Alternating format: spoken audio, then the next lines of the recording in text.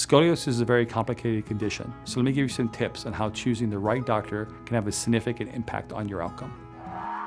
So not every type of doctor who actually can just diagnose a scoliosis patient can specialize in the treatment that's actually done to reduce the scoliosis. So all patients deserve to make a decision regarding what type of care they're going to get, whether it's going to be just treating the symptoms of their scoliosis or actually addressing the cause.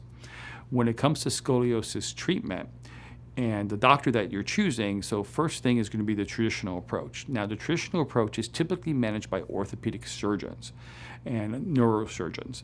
The surgeons are obviously trained in surgery, and they're brilliantly trained in this. They spend their entire career and lifetime perfecting how to put screws and rods in people's spines. And they try to do it, of course, as safely and as invasively as possible. But that type of surgery has an inherent risk. However, because these doctors spend so much time learning and training how to become very good at a very complicated procedure, there's only so much they can learn outside that realm.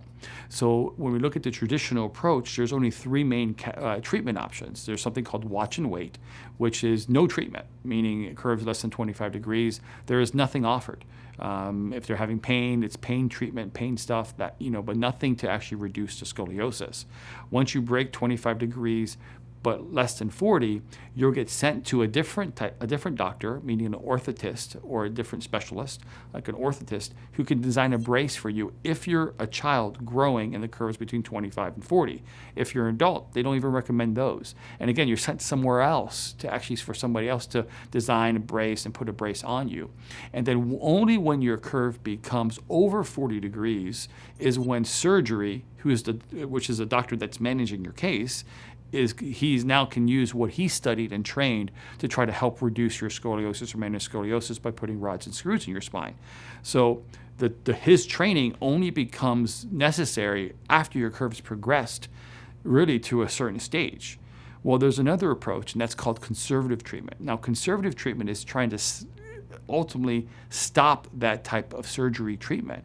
In fact, in the conservative approach, surgery is the last resort treatment, not the first resort. In a conservative approach, there's a lot of tools that we have to try to reduce and manage the scoliosis. So things like therapy and exercise and rehab and traction and neuromuscular education and chiropractic care. The problem is for a patient is, where do they go? Maybe they go to a chiropractor over here. They go to an exercise physiologist over here. They go to an exercise a home person who prescribes home therapy and maybe a physical therapist. Then they maybe get a brace and they go to an orthotist.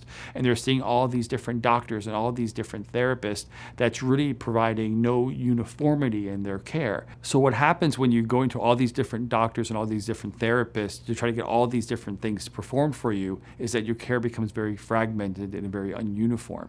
And as a result of it, the care isn't going to be complementary to each other, and the effect is ultimately less. So finding a doctor that can do all these different treatments in one clinic to organize them and make sure they're complementary and helping and working together to get the same type of results in your spine is also very, very important. In addition to finding a doctor that can do all those treatments in one clinic, the next thing you want to make sure is that the doctor that you're seeing has dealt with cases like yours and focuses mostly on scoliosis. A lot of times conservative doctors that do exercises and therapy and chiropractic care and those kinds of things can see all types of patients, and maybe they see a little bit of scoliosis, as opposed to an office that sees majority of scoliosis patients and sees a little bit of the other things.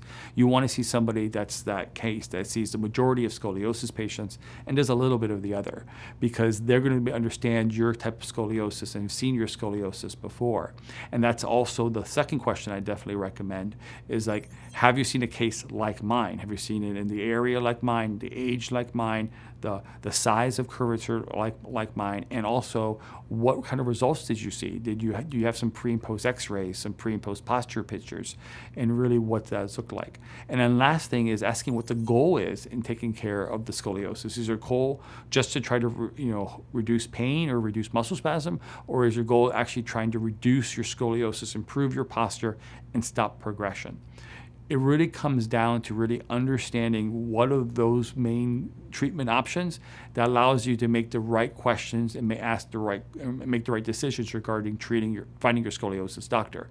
So do your research, ask the right questions when you're meeting with a doctor, and of course, make the right decision that's best for you, but understanding that the goal is to treat the scoliosis, not just treat the symptoms associated with your scoliosis.